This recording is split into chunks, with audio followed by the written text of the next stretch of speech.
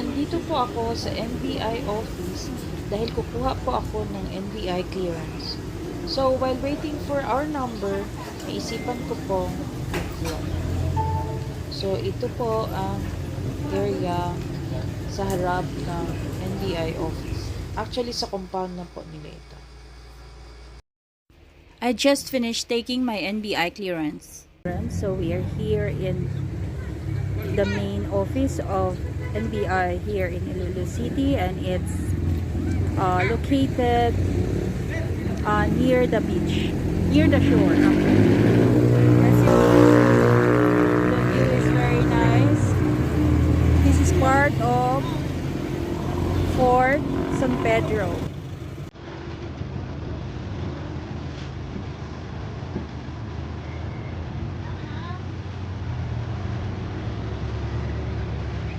For the 300 400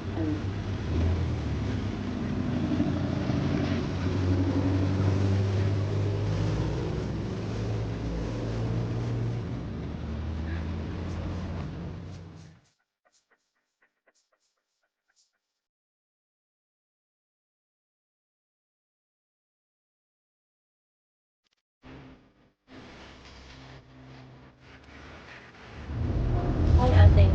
You're tired. Huh? Prefer to ride the electronic paddle here. I think this is electronic paddle. I'm not sure. But this is air conditioned, and then the air is less.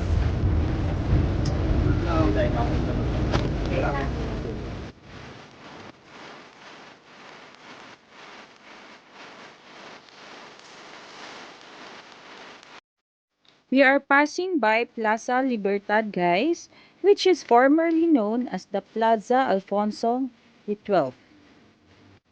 Actually, it is an urban park, and it is historical park in Iloilo City. It is considered the site where the flag of the First Philippine Republic was raised in triumph after Spain surrendered Iloilo, which is the last Spanish capital in the Philippines. You can also find the San Jose Church here, guys. And what you can see in the background is the San Jose Church. It was on November 17, 2003, that the National Historical Institute declared Plaza Libertad as the National Historical Landmark. Historically, this is where the 333-year-old Spanish colonization of the Philippines ended, because on Christmas Day of 1898, Governor General Diego de los Reyes of Spain surrendered to the Filipino revolutionary troops led by General Martin Delgado in the plaza. After which, the triumphant revolutionaries for the first time raised the flag of the First Philippine Republic in Iloilo City, the last bastion of Spanish power in the country. It was later renamed to Plaza Libertad to reflect the event that happened on the plaza.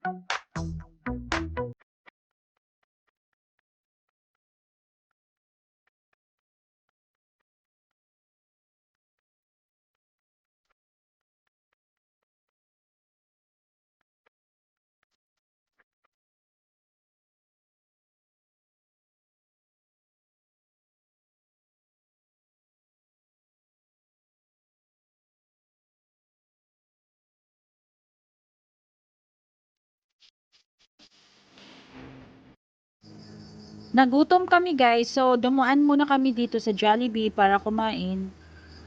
Halip po kayo, samahan niyo po kami kumain.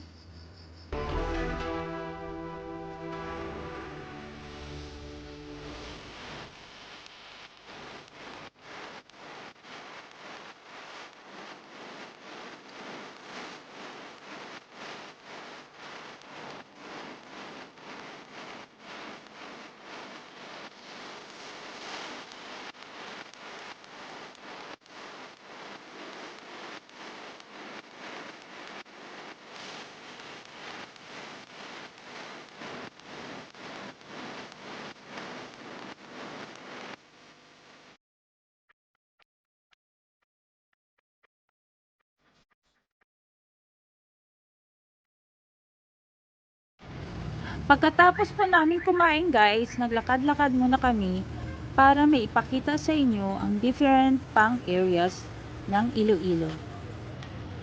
As you can see po, makikita nyo na malinis ang aming mga kalye.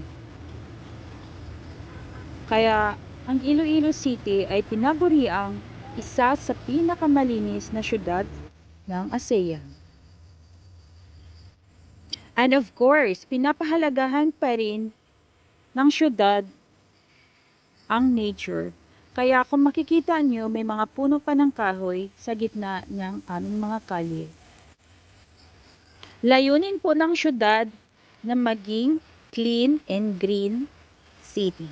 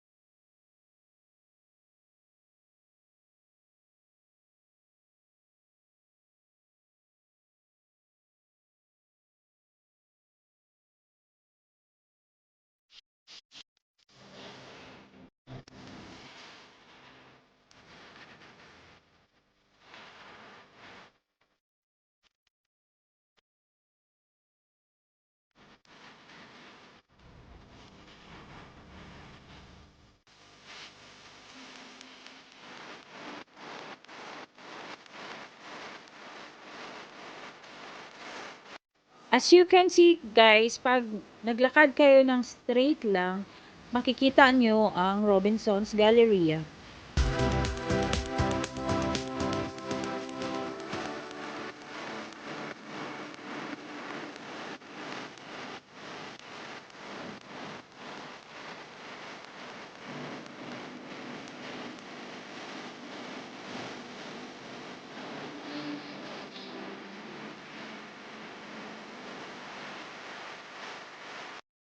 Itong way naman guys ay papunta sa Merrimart Mall at sa SM Iloilo, which is located in Delgado Street and known to be the first SM store in Iloilo City.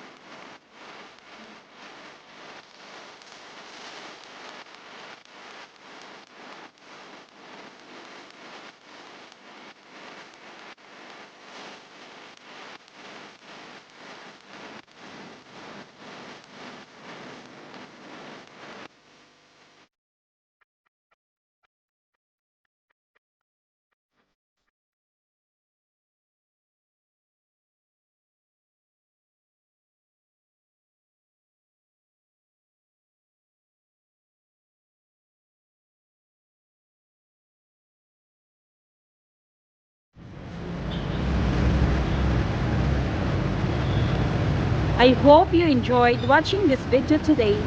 Please don't forget to like and subscribe on my channel, Pink Mom RN. See you in my next vlog. Bye!